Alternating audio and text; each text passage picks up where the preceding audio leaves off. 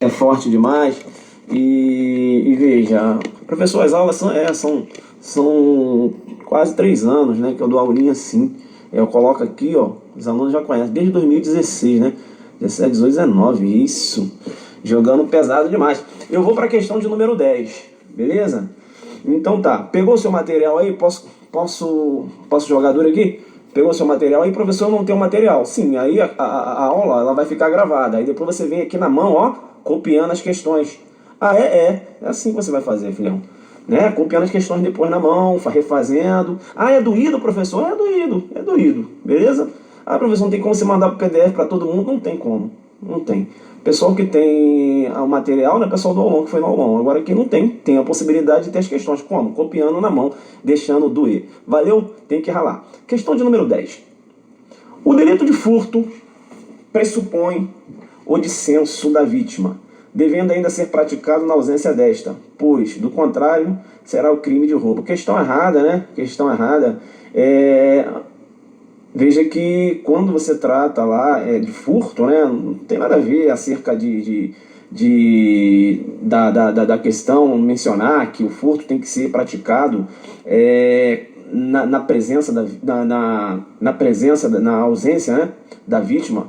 Claro que não. O furto pode ser praticado inclusive com a vítima presente. Professor, como assim Por exemplo, quando eu tenho lá o furto mediante destreza, olha aí, eu tenho a vítima presente e o agente se utiliza de uma habilidade em comum para furtar, por exemplo, a carteira da vítima. Entenderam ou não? Eu tenho uma vítima presente e ele se utiliza de habilidade, não é isso? E subtrai a carteira da vítima. Ele se utiliza na destreza.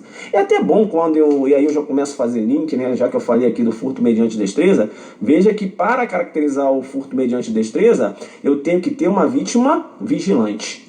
Como assim, professor? A vítima ela tem que se encontrar como? Em estado de vigilância dos seus bens. Porque se eu tenho uma vítima embriagada ou uma vítima dormindo e o agente vai lá com habilidade comum, puxou a carteira, a vítima nem percebeu, ela nem acordou. Eu vou te chamar no Perceba para dizer o seguinte, eu tenho um furto simples. Professor, como assim furto simples? Se ele puxou a carteira, veja, a vítima nem percebeu, ela não percebeu. Veja que eu não tenho como mensurar se aquela habilidade dele foi incomum. Como assim Porque ele subtraiu a carteira de uma vítima que não se encontrava em estado de vigilância. Entenderam não? Então, vítima dormindo, vítima embriagada, se o agente subtrai a carteira e sem a vítima perceber, eu não tenho destreza. Eu só posso falar em destreza, tá? Quando eu posso mensurar a destreza, quando eu tenho uma vítima em estado de vigilância. Ou seja, a vítima, olha que conduta reprovável. Por isso que esse furto, ele é qualificado. Olha, a vítima, né, vigilante, ali, a vítima acordada, vigilante, né, nos seus bens, e o agente conseguiu subtrair a carteira sem a vítima perceber. O furto já é uma conduta reprovável. Veja, mas quando a gente se utiliza de habilidade em comum, é uma conduta muito mais reprovável. E por isso que essa conduta recebe uma reprimenda penal maior. É por isso que eu tenho aí o furto qualificado. Beleza? Tranquilo. A questão está errada, mas eu comecei batendo furto e quando eu começo a bater eu não paro, não é isso? Essa é a pegada do nosso curso em exercícios. Então veja, o que pode ser objeto de furto? Veja que a res nullius, coisa de ninguém, ou a res derelicta, coisa abandonada, não podem figurar como objeto de furto. O fato será atípico. Agora, quando eu trato da coisa perdida, a res desperdita, eu tenho lá o delito de apropriação de coisa achada, desde que aquele que achou aquele objeto perdido não venha entregar ao seu legítimo proprietário ou apresentar essa coisa que foi achada a um delegado de polícia, por exemplo, né, num prazo aí de 15 dias. Por isso que esse crime de apropriação de coisa achada tem a característica de ser um crime, né, figura aí como um crime a prazo. Já que eu bati no que pode figurar como objeto de furto, eu não posso deixar ainda, né, de falar acerca da causa de aumento, previsto no artigo 155, parágrafo 1º. A pena aumenta de 1/3 se o crime é praticado durante repouso noturno. Repouso noturno, eu sempre falo, depende do local aonde o agente praticou a ação. Porque se ele praticou a ação de subtrair numa cidade do interior de Minas Gerais, por volta das 19 horas, eu já posso ter incidência da causa de aumento. Noutro giro, se ele praticou a conduta na cidade de São Paulo, 19 horas, vejam que todos ainda estão acordados, né? A vigilância ela não foi reduzida, não há incidência da causa de aumento.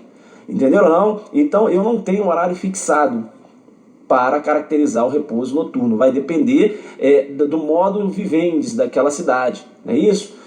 Você vai ter que verificar se em determinado horário, por exemplo, às 19 horas, se a vida naquela cidade, veja, as pessoas, né, já se recolheram para a sua residência. É por isso que eu tenho a causa de aumento, porque o agente, ele subtrai a coisa quando há uma diminuição da vigilância.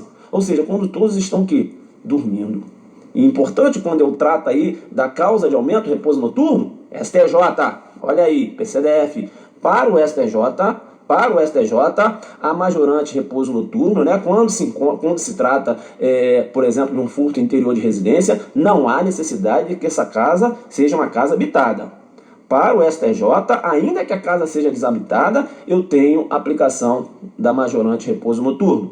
Ainda na pegada da majorante repouso noturno, STJ, para o STJ, é possível a aplicação da majorante repouso noturno no furto qualificado.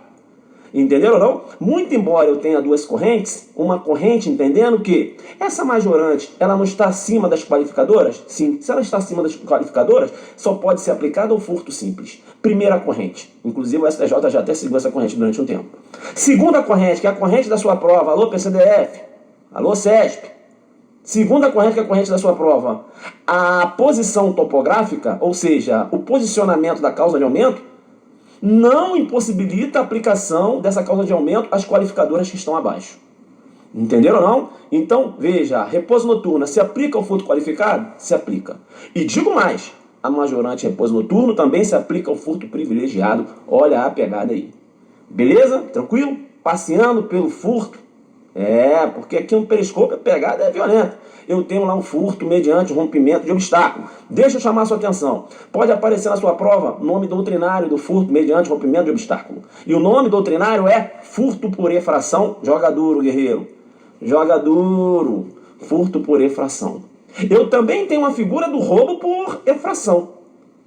Aquele roubo que eu tenho a causa de aumento lá no 157, não é isso? Aquele roubo em que é o rompimento de obstáculo mediante explosivo, é chamado de roubo por efração. Entendeu? Eu tenho furto por efração, rompimento de obstáculo, e lá no roubo também eu tenho roubo por efração, que é aquele roubo em que há emprego de explosivo para o rompimento do obstáculo, que inclusive você tem aí a causa de aumento, né? A pena aumenta de 2/3, né? Se no roubo, se há destruição ou rompimento de obstáculo mediante emprego de explosivo ou de artefato análogo que causa perigo comum. Beleza? Tranquilo? Então, ainda continuando o furto, eu estou na questão de número 10, a pegada é essa. É importante falar acerca do furto praticado mediante o abuso de confiança. Nome doutrinário, que vem na sua prova, é o chamado famulato. Eu falei famulato e não falei furto famélico. Olha aí, você fazendo confusão. Professor, fiz uma confusão. O furto famélico é aquele furto em que o agente pratica a conduta com a roupagem do estado de necessidade. É isso? Aí é o furto famélico. Ele subtrai alimentos para saciar sua fome. O fato é típico, mas ele não é antijurídico. Eu tenho uma exclusão da ilicitude. É o chamado furto famélico. Quando eu trato do furto por abuso de confiança, que é o famulato, o agente ele se lança a mão da confiança, por exemplo, que o empregador, né, deposita nele, um exemplo, e ele, abusando dessa confiança, subtrai a coisa. Esse é o famulato. Beleza? Furto por abuso de confiança. Importante, né? Famulato. Eu vou chamar a sua atenção ainda, porque eu tenho ainda lá no furto, o furto mediante fraude. E no furto mediante fraude é muito importante, você está ligado. O agente utiliza de uma manobra para reduzir a vigilância da vítima. Vem para cá comigo, vem, que eu gosto de jogar pesado quando eu dou esse exemplo. Vem aqui comigo. Eu vou te chamar no PC para dizer o seguinte, tá com saudade de você, né? Eu vou te chamar no PC para dizer o seguinte, fica ligado. Quando é que eu tenho o furto mediante fraude? Vou te dar um exemplo que pode caracterizar furto mediante fraude, pode caracterizar estelionato, pode caracterizar apropriação indébita. Beleza? Beleza. Primeiro, furto mediante fraude. Furto mediante fraude. O Tício foi um determinado estabelecimento comercial que aluga roupas. Legal. Chegando lá naquele estabelecimento comercial que aluga roupas, o Tício disse o seguinte: olha, vocês têm aí roupas para alugar? Aí o proprietário falou: tem. Aí colocou lá um monte de roupas, né? Eternos, né? Lá para o Tício escolher. Aí o Tício fala assim: poxa, e aquele terno lá, qual é o valor para a locação? Aí aí o proprietário fala assim: qual? Olha. Aí ele vai e pega um dos ternos e esconde. E aí depois ele fala o seguinte: olha, eu vou voltar mais tarde, depois eu tento alugar e sai. Ah, professor, como é que ele vai sair com o terno? Escondeu e saiu. Se ligou? Isso. Eu tenho aí furto mediante fraude. Segundo exemplo agora. Ele chegou nesse local onde aluga ternos e chegando lá, é necessário realizar um cadastro. E ele apresentou uma identidade ao proprietário daquele estabelecimento. Só que a identidade dele é falsa. E o proprietário, achando que realmente estava alocando aquele terno, o proprietário, essa informação é muito importante, o proprietário entregou ao Tício um terno, não é isso? Que o Tício queria alugar. Entenderam ou não? Então, se o proprietário entregou e o proprietário foi induzido a erro porque o Tício apresentou uma identidade e aquela identidade era falsa e ele acabou entregando, não foi o Tício que subtraiu. No primeiro exemplo, o Tício subtraiu. Né? Olha, que terno aqui. O cara olhou ali e subtraiu. Furto mediante fraude. E agora? Agora o proprietário entregou a coisa. Se é o proprietário que entrega a coisa e o proprietário está entregando a coisa mediante erro porque ele foi induzido a erro, o que eu tenho? Estelionato. Mesmo exemplo agora. O Tício foi naquele estabelecimento e, dessa vez, ele não queria subtrair terno nenhum. Ele queria realmente alugar o terno. Aí ele alugou o terno certinho, chegou na casa dele, né, postou a foto no Instagram, bombou de curtidas. E aí nasceu nele a vontade de ter a coisa para si. Vou ficar com esse terno, não vou mais entregar. Eu tenho aí a apropriação indébita. Dá para você entender que na apropriação indébita, a vontade de ter a coisa para si, ela nasce depois que o agente está de posse do objeto. E o dolo inicial é um dolus bônus, e depois nasce nele um dolus malus, ou seja, a vontade de ter a coisa para si. Então veja, na apropriação indébita, o dolo é o quê? Subsequente. De outro lado, quando eu trato de furto mediante fraude, ou quando eu trato de estelionato, o dolo é ab início. O dolo é desde o início. Deu para entender isso, guerreiro? Deu para entender? Dolo ab início. Furto mediante fraude, estelionato. E qual a diferença do furto mediante fraude em relação ao estelionato? A diferença que eu consigo matar a questão é que no estelionato a vítima entrega a coisa. E no furto mediante fraude, o agente subtrai a coisa. Por quê? Porque no estelionato e no furto mediante fraude, vezes ele se utiliza de um ardil. Em relação à apropriação indébita, o agente, quando ele chega na loja, né, vou colocar isso na minha cabeça, ele não tem a vontade de ter a coisa para si. Essa vontade de ter a coisa para si nasce depois que ele está de posse da coisa. Então, na apropriação indébita, o dolo é subsequente. Deu para entender isso? Vamos para a tela. Vamos para a tela.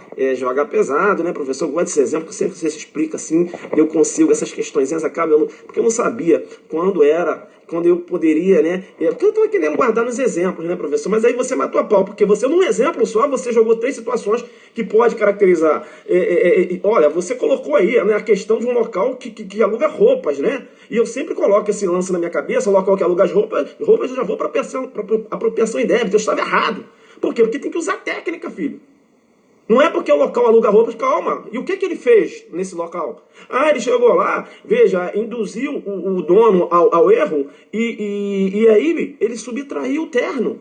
Eu tenho um furto mediante fraude. Beleza? Tá. Ele chegou no local e induziu. Ele chegou no local, né? E apresentou a identidade falsa e subtraiu a coisa. Não é isso? Eu tenho estelionato. Olha, ele realmente locou a roupa e depois ele teve a intenção de ficar com a roupa para si. Eu tenho apropriação indébita. Agora se liga na apropriação indébita.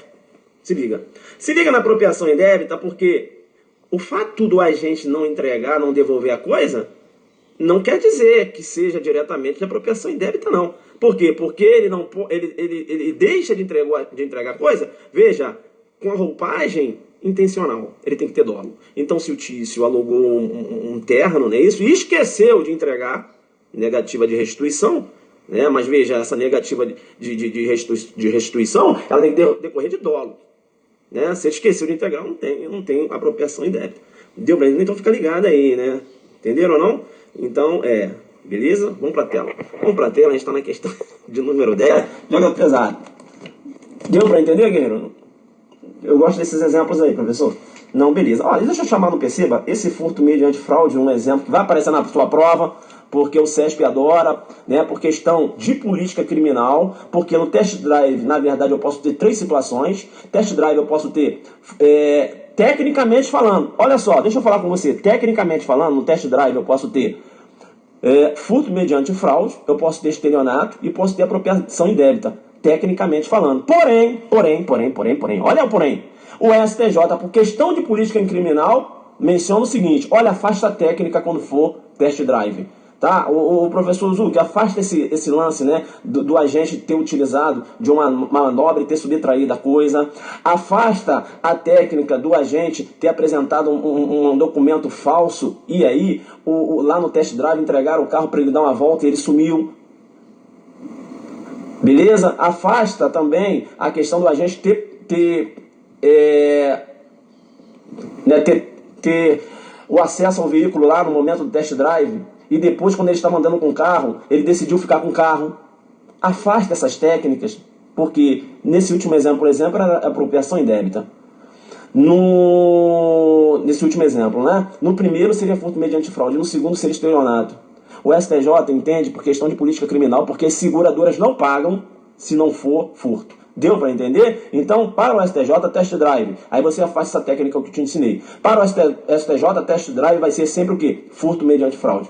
Independente se for o agente que entregou a coisa, independente se o agente decidiu ficar com a coisa para si durante o teste, que aí seria apropriação indébita, independente se ele se utilizou de uma manobra para retirar a vigilância da vítima e levou o veículo, que seria furto mediante fraude, todas essas condutas que eu te ensinei, que poderia caracterizar furto mediante fraude, né, estelionato e apropriação indébita, vai ser tudo furto mediante fraude. Test drive para o STJ, beleza? Então, deu para você entender? Ah, então, é isso aí, né? Então, professor, por isso que eu vi numa questão, test drive, mas não falava do STJ. E lá o cara apresentou um documento e eles entenderam que pelo estelionato no gabarito. Claro, porra, eles foram pela técnica. Ah, entendi.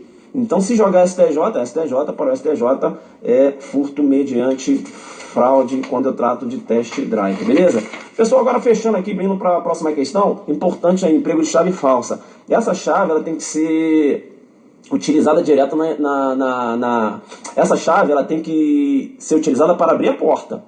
Se um veículo já está com a porta aberta e o agente se utiliza de uma chave falsa direto na ignição, não vai caracterizar o uso de chave falsa. E para fechar, né, porque o jogo aqui é pesado, passei pelas qualificadoras, não é isso? Eu vou chamar a sua atenção quando eu tenho lá um furto qualificado pelo concurso de pessoas. O menor conta para configurar o concurso. Muito embora o menor não tenha culpabilidade, quando for uma questão de qualificadora ou majorante, esse menor ele acaba contando para o concurso. Na verdade, pessoal, é um pouco atécnico você, aí para quem já está com uma pegada mais elevada aí na aula, né? Para quem já está com estudo forte. Porque é atécnico você considerar o menor para concurso de pessoas. Por quê? Porque um dos requisitos do concurso de pessoas é que os agentes sejam o quê? Culpáveis. E o menor ele não tem culpabilidade. Não é isso? Então, por isso que você tem na doutrina alguns autores chamando esse concurso de pessoas do furto ou concurso de pessoas do roubo de pseudo-concurso de pessoas ou concurso aparente de pessoas. Porque, na verdade, você não tem um concurso. Entendeu? Mas veja, a jurisprudência considera o menor para efeito de qualificadora quando em concurso ou de majorante quando aborda lá o concurso de pessoas.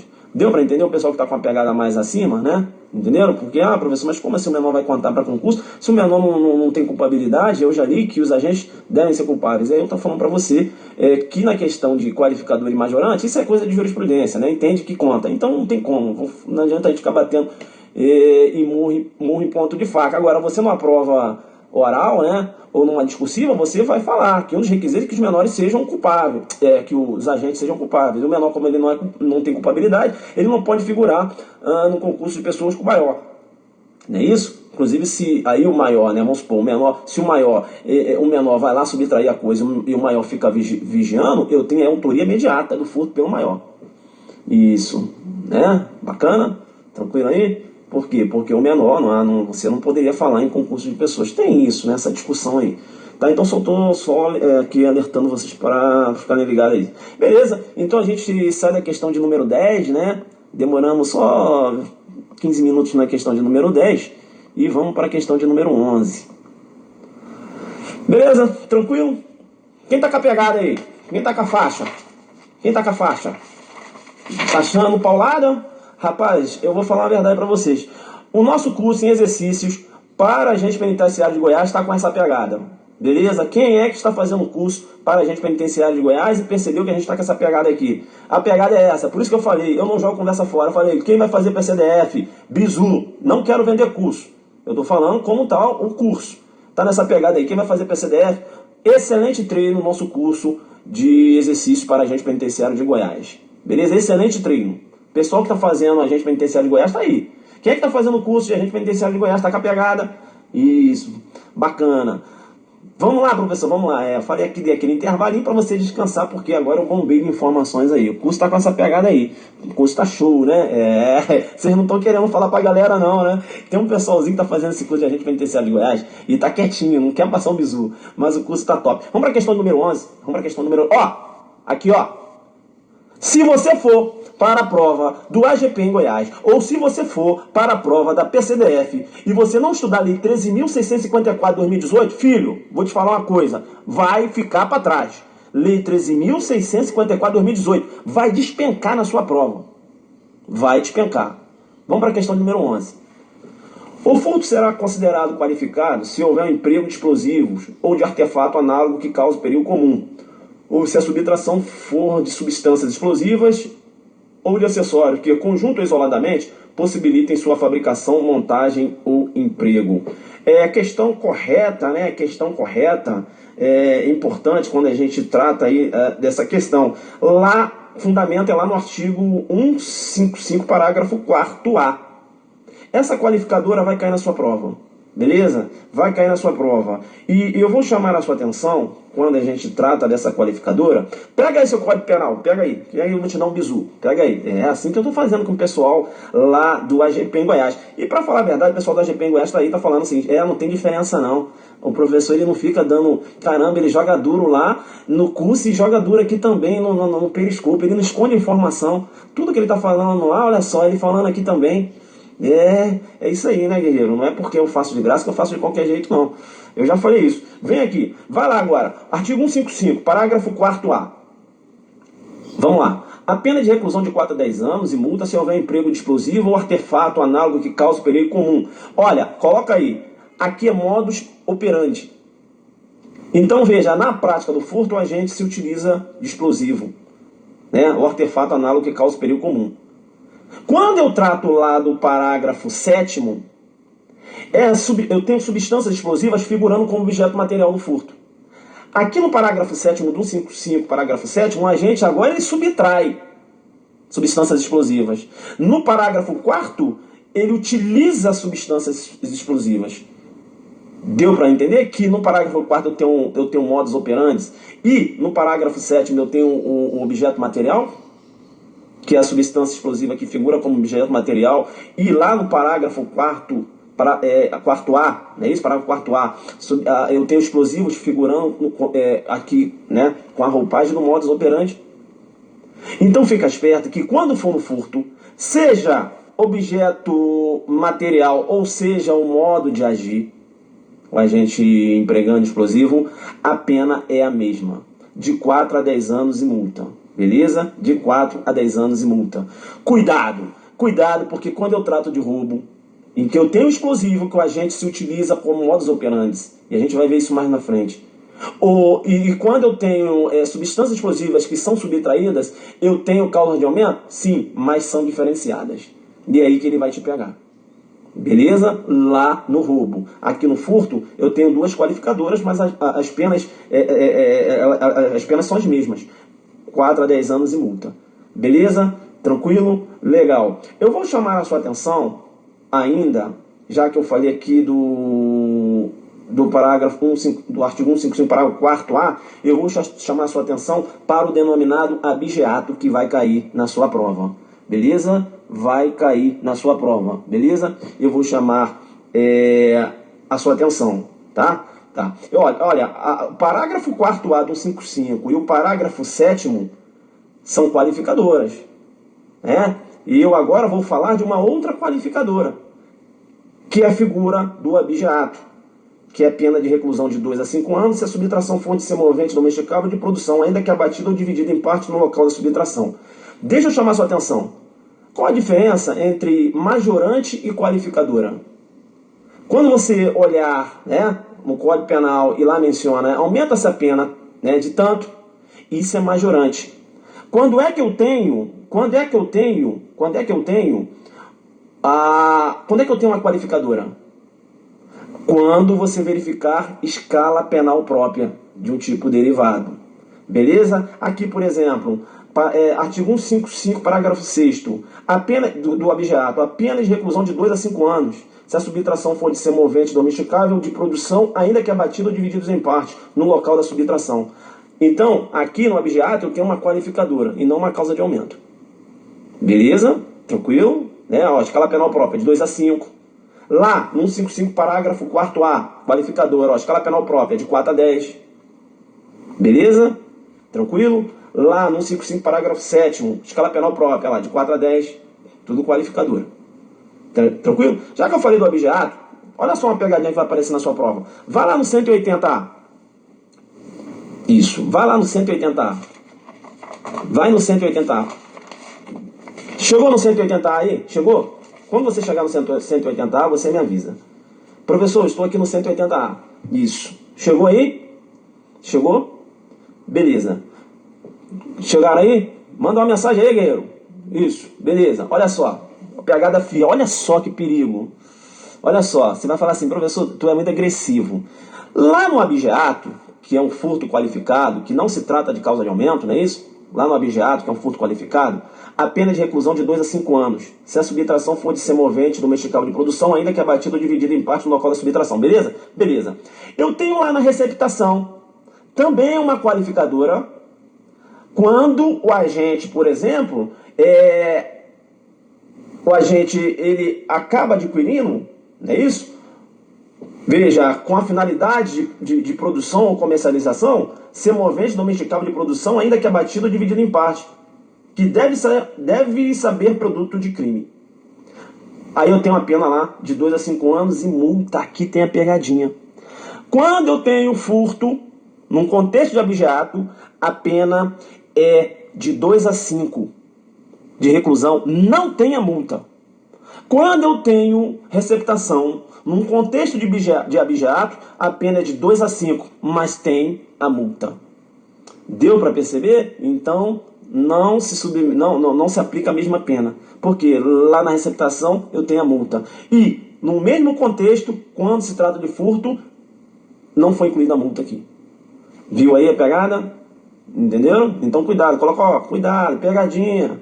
Ele vai querer jogar multa aqui, no furto, quando não tem.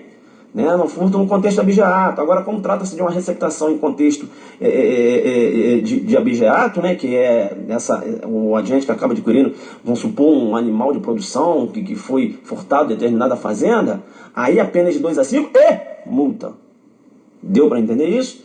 E aí, para passar para a questão de número 12, já que eu falei de abigeato, se liga, abigeato é a subtração de animais de produção, suínos e bovinos. Não entra no abigeato quando eu tenho cachorro, gatos. Professor, mas aí o fato é atípico? Eu não falei isso. Eu estou falando que não vai incidir a qualificadora. Se eu tenho lá subtração de cachorro, gatos, isso é um patrimônio. Aí eu vou ter o furto simples. Deu para entender isso? Então cuidado, abigeato é furto de animal. Não, animal de produção, né, filho? Beleza?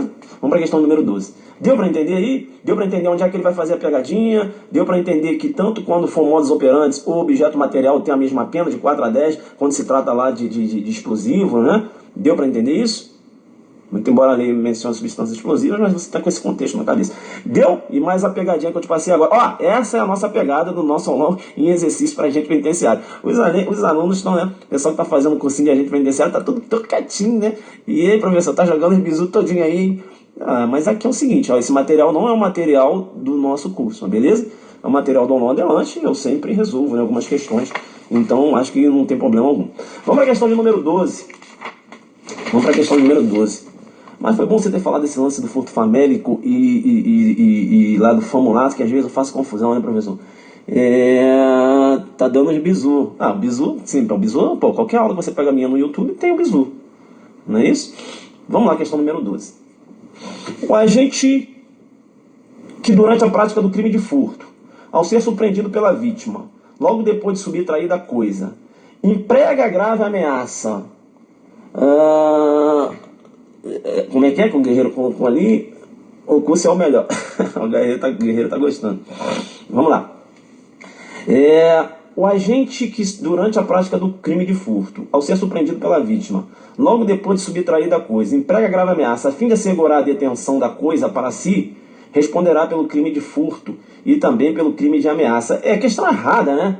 Questão errada. Questão errada porque, veja, eu aqui tenho denominado roubo impróprio ou roubo por aproximação, que na sua prova pode aparecer assim, ó, roubo por assimilação. Joga pesado, guerreiro. Roubo impróprio, roubo por aproximação ou roubo por assimilação. Olha, não faça confusão. Eu falei roubo impróprio. Não falei roubo com o próprio com violência imprópria. É uma outra situação. Antes mesmo de falar do roubo impróprio, vamos lá no roubo próprio. Vamos lá no roubo próprio, lá no caput. Vai lá, pega aí. Ah, professor, para assistir a aula tem que estar com o código na mão, né? Muito bizu, porra, claro. Tem que... Mas não, o pau tá comendo aqui, vamos voltar. Então veja, pega lá um 157. Pegou aí um 157? Já voltei. Tá lá no 157 comigo? Então fica ligado lá no 157, isso. Ficou sem som, tá com som já tá com som. Você tá no 157 aí? Beleza, um caput. Então veja que no caput eu tenho um roubo próprio. No roubo próprio, a violência pode ser própria ou imprópria. Beleza? Eu agora deixei o roubo impróprio lá, né? Já falei que a questão está errada, já falei que o roubo é impróprio. Mas agora eu estou tratando do roubo próprio. Roubo próprio, a violência pode ser própria ou imprópria. Beleza? Tá travando? Como é que tá isso aí? Tá travando? Tá normal? Isso. Mas voltou. Tá. Roubo próprio, a violência pode ser própria ou imprópria. Vamos lá então. Claro, né? Ah, professor, para assistir tuas aulas tem que ter uma base, né? Tem que ter, né, filho? Tem que ter. Porque aí a gente vai aqui, eu vou só aqui aparando as arestas. Você lê esse PDF aí, eu só venho com coisa que você não vê em PDF. Beleza? Por isso que a nossa pegada é firme. Ó, então no roubo, a violência pode ser própria ou imprópria. Roubo próprio está lá no artigo 157. Vamos lá. Subtrair coisa alheia para si ou para outra, mediante grave ameaça ou violência à pessoa. Beleza? Esse é o roubo próprio com violência própria. Aí agora eu começo a falar do roubo próprio com a violência imprópria. Ou, depois de havê-la, por qualquer meio reduzido em possibilidade de resistência. Deixa eu chamar a sua atenção. O que você mais vê quando você está estudando, quando você pega esses PDF aí, que você adora PDF, é o exemplo de roubo impróprio com um Boa Noite Cinderela. O agente coloca lá um sonífero na bebida da vítima, a vítima adormece e ele subtrai o bem. E você fica com esse exemplo na sua cabeça. Aí vai aparecer outras situações que também caracterizam a redução de impossibilidade de resistência da vítima e você não vai conseguir enxergar. Como, por exemplo, aquela vítima que foi ao banheiro e o agente vai e tranca a vítima no banheiro e subtrai a coisa. Eu tenho roubo próprio com violência imprópria. Né? Roubo próprio com violência imprópria. Aí tá lá o agente, o guerreiro jogando cárcere privado, jogando... Vai dançar, vai arrar. Se o agente entra na casa, a vítima está dormindo e ele amarra a vítima está dormindo e ele amarra as mãos da vítima na cama, e agora ele começa a subtrair bens e a vítima acorda e ela não consegue se soltar da cama, eu tenho um roubo próprio com violência imprópria. A violência imprópria, pessoal, não é caracterizada somente com exemplo de sonífero, não. o agente que embriaga a vítima, o agente que tranca a vítima no banheiro, o agente que chega na residência, veja, e amarra, o agente que chega na residência, a vítima está dormindo, ele amarra a vítima na cama. Isso tudo ele reduz a impossibilidade de resistência da vítima. E em todos esses contextos eu tenho roubo próprio com violência imprópria. Deu para entender isso? Beleza? A questão, quando eu volto lá na questão, a questão trata de uma outra situação. A questão trata do chamado roubo impróprio. No roubo impróprio, a violência é empregada depois que o agente está de posse da coisa. Aí eu tenho roubo impróprio. E aí vem a pegadinha. Vem a pegadinha porque essa violência que o agente emprega depois que ele está de posse da coisa, essa violência tem que ser uma violência própria. Professor, não entendi. O Tício subtraiu uma bicicleta. Sim, professor. Aí a vítima acordou. Sim, veio na direção dele. Veio. Ele se utilizou ali de um soco, deu um soco na vítima. Deu. Eu tenho roubo impróprio e a violência própria. Deu um soco na vítima. Professor, então, se ele emprega uma violência imprópria, vamos supor, então, que o Tício está conversando com a Mévia na sala, ele pegou o relógio da Mévia e agora ele quer sair do local. Aí ele vai empregar uma violência imprópria. Mas veja, ele já está de posse da coisa. Aí ele coloca um sonífero, a Mévia adormece e ele sai da sala com o objeto. Aí você vai igual um gatinho marcar lá, que é roubo próprio com violência imprópria, você vai errar. Por quê? Porque aí eu tenho furto. Professor, não deu para entender. Não deu não? Então vem aqui. Vem aqui então. Vem aqui. Beleza? Vamos lá. Eu estou junto com a Mévia aqui. Beleza? Peguei o relógio da Mévia. Tá comigo. Peguei o relógio da Mévia. Só que ela tá acordada, tá conversando comigo aqui. Ela foi no banheiro. Quando ela voltou, eu coloquei um pozinho, né? Um sonífero. Aí ela bebeu um suco lá que a gente estava tomando, ela adormeceu. Eu peguei e saí. Dá para você entender que agora eu estou empregando a violência imprópria depois que eu me apoderei da coisa? Então, se eu emprego a violência imprópria depois que eu me apoderei da coisa, eu tenho furto. Porque naquele outro exemplo que você conhece, que é o Boa Noite Cinderela também, que esse aqui é um exemplo de Boa Noite Cinderela. Naquele outro exemplo naquele outro exemplo que o agente coloca um sonífero na bebida da vítima e ele subtrai a coisa, o sonífero é empregado antes dele se apoderar da coisa. Entendeu ou não? Então veja, quando eu emprego violência imprópria antes de se apropriar da coisa, eu tenho roubo próprio com violência imprópria. Quando eu emprego violência imprópria depois que eu já estou com a coisa, eu tenho furto. Deu para entender? O professor está com a mão sobre a entrada do áudio, não está não? Entendeu não? Quem é que eu tô até gritando aqui, porra? Quem é que deu para entender essa? Deu para entender? Deu para entender aí? Deu para entender? Deu para entender então essa diferença? Então cuidado que ele pode colocar um contexto de Boa Noite Cinderela, mas o agente empregou a violência imprópria depois que ele já estava com a coisa. Aí você vê um Boa Noite Cinderela, já vai lá mercar roubo próprio com violência imprópria. Você vai ganhar na cabeça, filhão. Por quê? Porque essa violência imprópria ele empregou depois que ele estava com a coisa. Só vai caracterizar roubo próprio com violência imprópria quando ele emprega essa violência imprópria antes de se apoderar da coisa. Deu para entender? Esses gritos é para você se ligar mesmo. São 9, porrada. Que horas? São 10 horas. Tá dormindo, eu dou os gritos que é para você se ligar. Beleza? Já tá acostumado. Vamos pra tela. Ah, já tenho aqui, tem outra aqui. Não corre não. Não corre não, porque eu vou te dar um outro exemplo. Lembra que eu falei para vocês que o roubo impróprio, não é isso? O agente emprega a violência após ele subtrair a coisa. Lembram disso? Beleza. Estou até jogando mais pesado do que no curso, né, de AGPEM. Deixa eu te chamar, não perceba. Eu tenho o Tício agora, que ele está ali tentando retirar a bicicleta. Tentando! Por que você está gritando? Porque é importante eu falar esse tentando. Tentando retirar a bicicleta. Ainda não inverteu a posse. Não é isso? Isso. Volta do Zuc no periscope. Pegada firme, né? Professor, por isso que eu tava com saudade dessas pegadas, desses gritos. Volta aqui, que eu me empolgo. Aí ele estava tentando pegar a bicicleta, tentando subtrair a bicicleta. Na hora que ele estava tentando, eu tenho que falar tentando bem alto, subtrair a bicicleta, o Mévio acordou. Aí ele largou a bicicleta e o Mévio veio na direção dele, ele deu um socão no Mévio e saiu. Que crime eu tenho aí?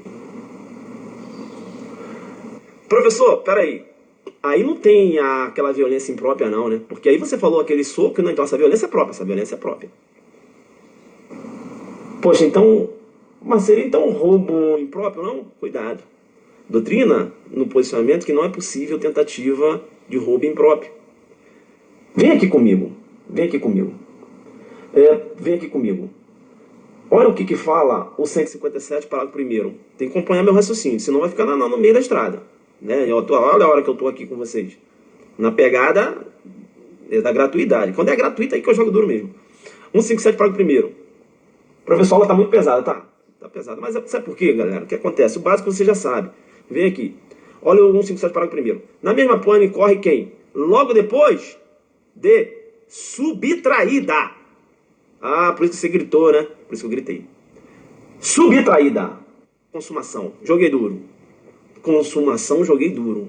Logo após de subtraída. Não falou subtrair? Tentar subtrair. Falou subtraída. Ou seja, ele já tinha subtraído a coisa. Aí ele subtrai a coisa e emprega a violência. Então, se ele tenta subtrair e emprega a violência, eu tenho tentativa de furto e lesão corporal, joga pra mim. Coloca um alfa azulu e dá o fundamento. Entendeu? Qual seria o fundamento? Ora, não poderia ser tentativa de roubo impróprio, porque a doutrina entende que não é possível tentativa de roubo impróprio. E por que seria tentativa de furto e lesão corporal? Tentativa de furto porque não ocorreu a inversão da posse. E lesão corporal porque ele empregou a lesão corporal. Né? Empregou a lesão corporal. Porque ele acabou lesionando a vítima. Entendeu?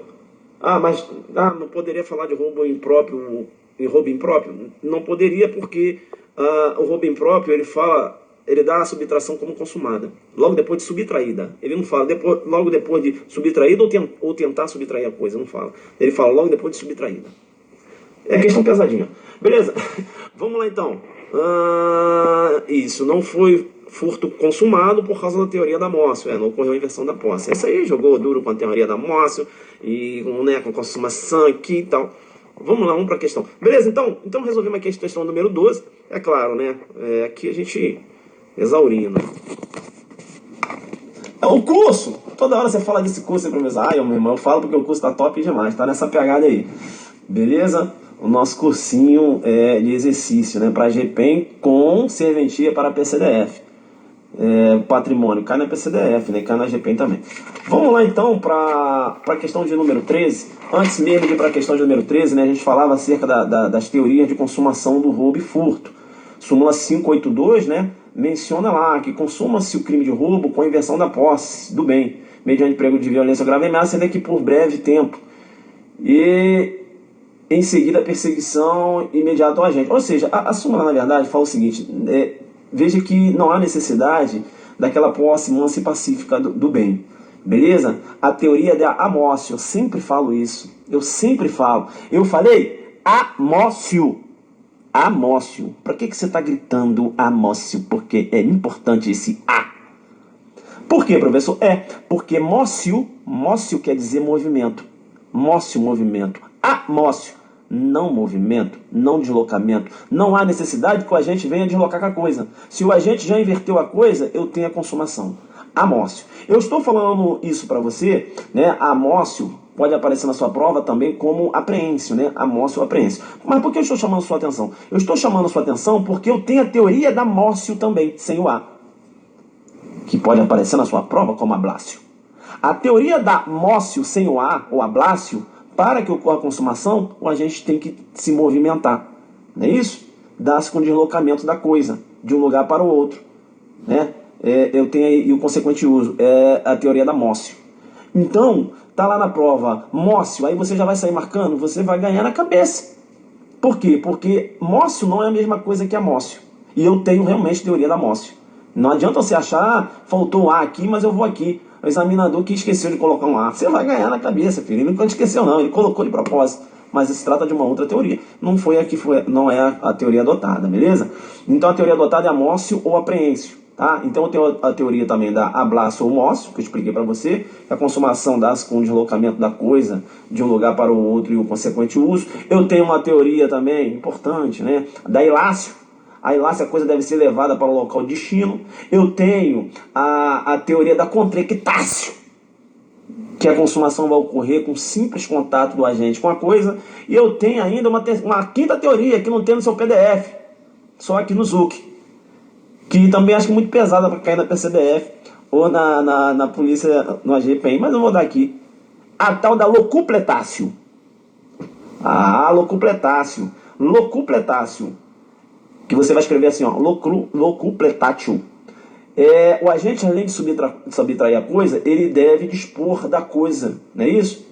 Uma disposição da coisa, por exemplo, ele vende a coisa. Então, se ele subtraiu uma bicicleta, enquanto ele não vendeu, não oferiu lucro com aquela bicicleta, eu não tenho a consumação, eu tenho tentativa ainda.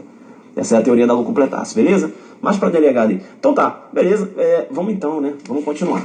Vamos para a questão de número 13. O professor vai até que horas? Não sei. Vamos até meia-noite. É porque eu tô cansado. Porque vídeo, sabe? É 30 minutos só, sabe? Rapaz, me falaram aqui no estúdio aqui que eu não poderia gravar mais de 30 minutos, não. Aí eu fiquei muito chateado, né? Porque tem que ser bloquinho de 30 minutos. Para com isso. Não, ainda falaram, não, tem que ser de 15 minutos. Eu falei, não vou gravar 15 minutos. Bloco de 30 minutos. Eu já falei, eu odeio esse negócio de bloco de 30 minutos, entendeu? Tanto é que meus vídeos aí no curso vocês estão percebendo, tá? Tudo bem, eu tô ali 40 minutos, né, 37. Por mim tinha que ser 1 hora de vídeo. Vamos para a questão número 13. Bloco de 1 hora. Não sei quem inventou, que o aluno fica cansado, que as vistas não. Para com isso. O aluno fica cansado o quê, rapaz? Não, vambora. Questão número 13. Em relação ao delito de roubo, artigo 157, parágrafo 2º, aumenta-se a pena, não é isso? Não estou quase enxergando assim. Tá. A pena aumenta-se de 1/3 se a subtração for... vai cair. Essa lei 13.654 vai cair. Vamos lá. Se a subtração for de substância explosiva ou de acessórios que, conjunto ou isoladamente, possibilitem sua fabricação, montagem ou emprego. E de 2/3 se a violência ou ameaça é exercida com o emprego de arma de fogo. E se a destruição ou rompimento de obstáculo mediante emprego de explosivo ou de artefato análogo. Isso, questão correta, questão de número... Vocês estão na área aí? Posso continuar? Questão de número 13? Vamos para a questão de número 13, né? Vamos para a questão de número 13. Beleza? Vamos para a questão número 13. A questão correta, a questão número 13, isso travou, mas eu estou falando aqui que a questão está correta. Eu tenho essa causa de aumento lá no artigo 157, né? Parágrafo 2º. Veja que a pena aumenta de 1/3 até a metade. Isso. Se a subtração for de substância explosiva ou de acessório que, conjunto isoladamente, possibilite sua fabricação, montagem e emprego. Dá para você entender que aqui, no 157, parágrafo 2º, inciso 6, eu tenho aqui substâncias explosivas com objeto material do crime? Deu para entender, né? Tranquilo. Veja que quando eu emprego explosivos, aí no modus operandi, a pena ela vai aumentar sim, mas aí o aumento da pena é outro. Quando eu trato de furto, eu tenho a mesma aplicação, o agente é submetido às mesmas penas. Mas quando eu trato de roubo, causa de aumentos, as causas de aumento são diferentes. Deu para entender? Então aqui vai ser de 1/3 a metade, né? E quando se tratar de modus operandi, que o agente se utiliza, né, na destruição, rompimento de obstáculo mediante o emprego de explosivo, a pena vai aumentar? Mas vai aumentar de 2/3. Eu vou chamar a sua atenção, porque aqui no artigo 157, parágrafo 2º, ele ainda menciona o inciso 1. Se a violência ou ameaça é exercida com emprego de arma de fogo. Eu chamo a sua atenção, né, o STJ inclusive já se posicionou acerca da abolício criminis em sede de arma branca. Então, se o agente empregou a arma branca para praticar um delito de roubo, há a abolício crime em relação à causa de aumento. Ele vai continuar respondendo por roubo, mas roubo simples. E não roubo majorado, ou pode aparecer na sua prova ser o circunstanciado, beleza? Roubo majorado ou circunstanciado. Circunstanciado ou majorado é a mesma coisa. Tranquilo? Tá. Importante ainda Se o agente, num contexto de roubo, emprega uma arma, professor, absolutamente inapta para realizar disparos, ele vai responder por roubo simples. Arma absolutamente inapta para realizar disparos, vai responder por roubo simples. Beleza? Tranquilo. Professor, e se essa arma for uma arma de uso restrito? Se ele emprega uma arma de uso restrito, e aí eu tenho um contexto só, ele vai responder por roubo circunstanciado. Beleza? Tranquilo? A absorção lá em relação ao porte ilegal de arma de fogo de uso restrito. Professor, mas uma coisa interessante, né? O porte de arma de fogo é um crime hediondo. Aí ele vai se safar, né? Porque vai responder por roubo circunstanciado. E o roubo circunstanciado não é considerado hediondo. Tem esse contexto. Agora veja, se a prova apresenta uma questão que dá para você entender que ele já portava essa arma anteriormente. A questão fala assim: Tício, em janeiro, adquiriu uma arma de fogo de uso restrito. Em dezembro, com a mesma arma, não é isso? Abordou a vítima e subtraiu o veículo. Aí, mano, a questão está apresentando dois contextos fáticos. Vai responder por dois crimes aí. Vai responder por porte ilegal de arma de fogo e roubo circunstanciado, roubo majorado com emprego de arma de fogo. Beleza? Tranquilo? Aí ele vai responder em concurso material. A questão está apresentando dois contextos fáticos. O mesmo raciocínio você vai ter quando se tratar de homicídio. Lá no homicídio, o cara adquiriu arma de fogo em janeiro. Aí a questão menciona que em dezembro, com essa arma de fogo, ele matou o Tício. Ele vai responder por homicídio e porte ilegal de arma de fogo. Se a questão não falou nada, ele vai responder apenas por homicídio.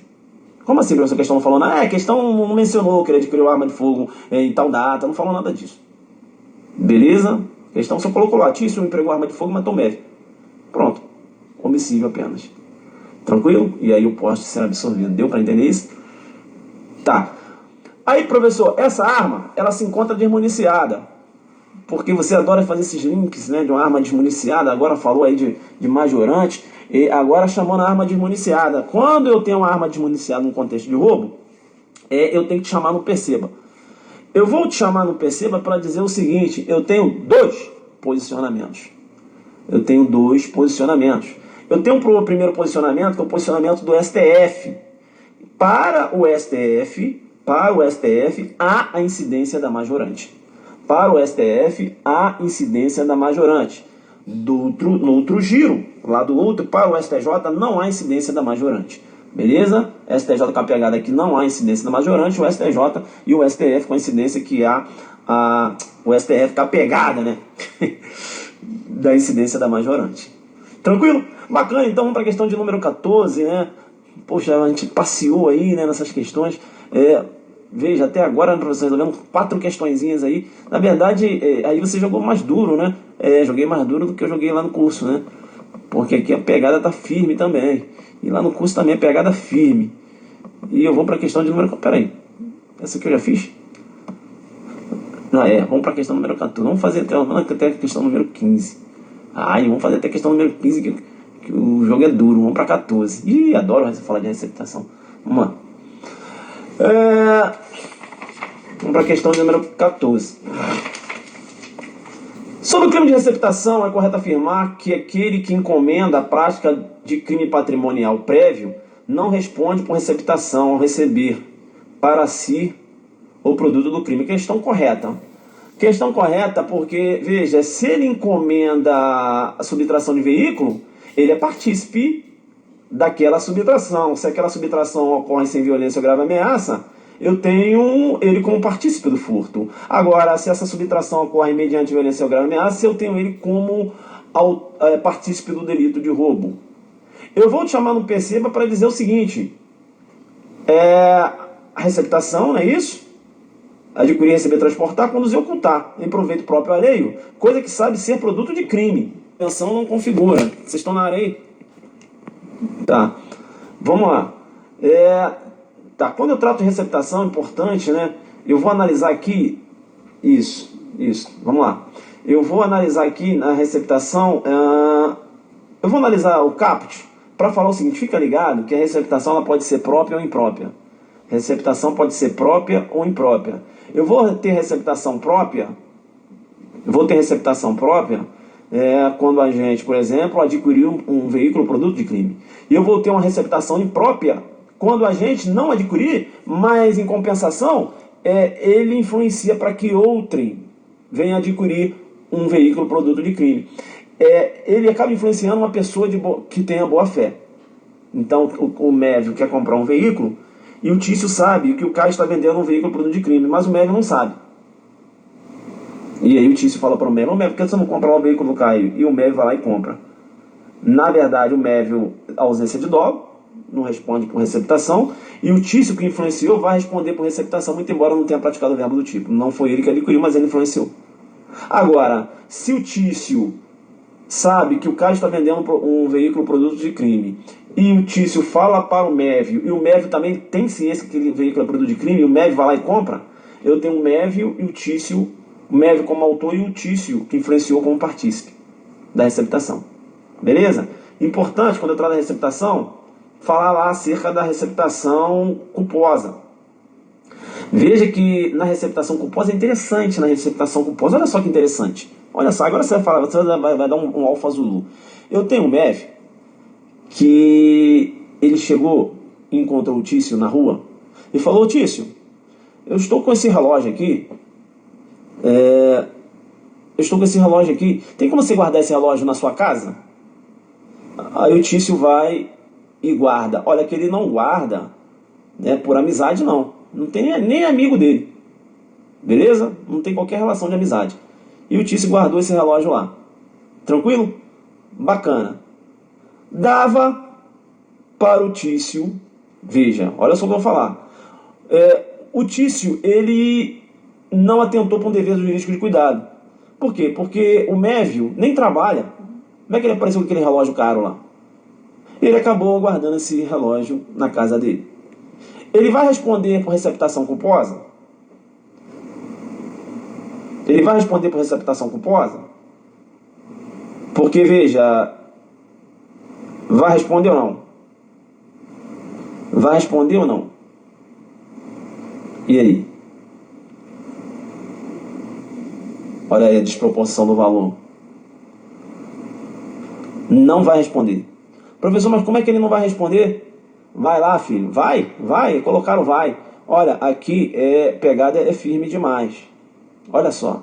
Vai lá na receptação culposa e quando você achar o verbo ocultar, como tem lá no 180, você me avisa. Vai lá no 180, parágrafo 3º, na receptação culposa. Vai lá. Quando você achar o verbo ocultar, você me avisa, filhão. Você achou? Eu sei disso. É desproporção do valor, sim. Você achou lá o verbo ocultar? Tem lá? 180, parágrafo 3º? No 180 tem. E aí? Então, filho, a tipicidade, se há ocultação de forma culposa, joga pesado, né? Não tem no teu PDF, não adianta procurar, não. É aqui na pegada, né? Quase 11 horas da noite. Não pode procurar esse PDF que você tem aí, não tem não, filho. É aqui, tá. E depois você joga no PDF. Mas vem aqui, Fábio. Vem aqui, papai. Então, olha, ocultação de forma culposa não entra na receptação culposa. Receptação culposa tem dois verbos: adquirir ou receber. Entendeu? Ah, professor, mas ele adquiriu? Não, ele não comprou. Ah, ele recebeu? Também não recebeu, não. Não é isso? O cara não deu para ele. Só pediu para ele guardar. Deu para entender isso? Então fica ligado. Tá, vem comigo aqui. Agora eu tenho o Mévio, que o Mévio é um louco. Aí ele foi subtraiu um veículo. Aí ele vendeu pro Tício. E o Tício sabe que o Mévio é um louco e que o Mévio subtraiu um veículo. O Tício vai responder por receptação? Ora, se o Mévio é louco, e quando eu trato da teoria do crime, o conceito analítico do crime, o conceito tripartido, o crime é fato típico, anti jurídico culpável. Se o Mévio não tem culpabilidade, o primeiro raciocínio que você vai ter é que o Mévio não cometeu o crime.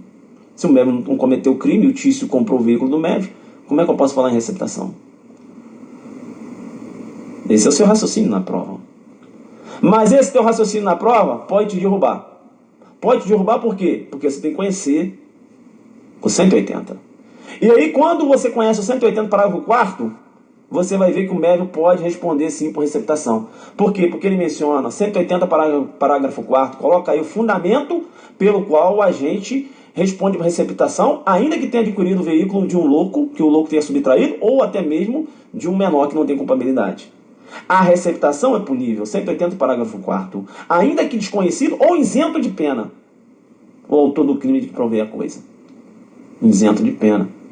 Aí, ó, o louco isento de pena. Menor, isento de pena. Deu para entender isso? Deu para entender isso, ainda que desconhecido, né? Ainda que desconhecido ou isento de pena. É importante você saber que a receptação é um crime parasitário, difusão, também chamado de acessório. Demanda a ocorrência de um delito anterior. Entendeu? Por isso que ele é chamado crime acessório, parasitário ou difusão. Sabe o que vai cair na sua prova? A Lei 13.551, que incluiu lá no parágrafo 6º o DF, incluiu lá empresa pública, para tornar a receptação qualificadora. Qualificado. Aí o Guerreiro está colocando ali favorecimento real. Veja, não há que se falar em favorecimento real, não. Beleza? Não há que se falar em favorecimento real, não. Eu não falei que ele guardou o veículo por amizade. Não falei isso, ele guardou. Não é isso? Por isso que quando você trata lá de favorecimento real, você tem uma outra pegada. Beleza? Tranquilo. Tá. É importante, né? Agora, quando ele acaba, né, recebendo, presta ao criminoso, né, um favor de guardar coisa e tal, você tem lá um favorecimento real, que é uma outra situação, né? Você tem que analisar bem. Tá. Importante a gente mencionar o seguinte. Isso. E outra coisa, no favorecimento real, olha só, olha a outra diferença. O agente tem conhecimento da ilicitude da coisa. Deu para você entender que eu estou falando de crime culposo? Tá dando para você entender? Você está jogando lá no favorecimento real quando eu tenho dolo. Você está entendendo aí a confusão que você está fazendo na sua cabeça? Eu estou falando por ele não foi atento com o dever jurídico de cuidado e acabou guardando a coisa na casa dele, mas culposamente. Favorecimento real, o cara tem que ter dolo. Presta a favor ao criminoso. Deu para você entender? Viu aí onde é que você estava aí jogando? Eu aqui no modalidade de culpa e você puxando lá para um dolo, jogando lá no favorecimento real. Vai errar. Se falar fulano, sem atentar para o dever jurídico de cuidado, né? Ocultou determinado bem, não é isso? Por sua natureza ou pela desproporção entre o valor e o preço, ou pela condição de quem oferece, deve presumir obtida como meio criminoso. Tá sim. Aí você tá lá metendo o cara na receptação culposa quando não tem verbo ocultar. Aí você bateu um cara lá no favorecimento real, quando essa redação aqui é uma redação de modalidade de culpa, que está aqui no 180, parágrafo 3º. Entendeu? Aí é isso que está acontecendo. Beleza? Tranquilo. Aí para fechar aqui na receptação, já que eu acabei dando aula de receptação, fica ligado. A possibilidade, né, da receptação privilegiada. Veja se o criminoso é primário e é de pequeno valor a coisa que ele recebeu, uma coisa produto de crime, a possibilidade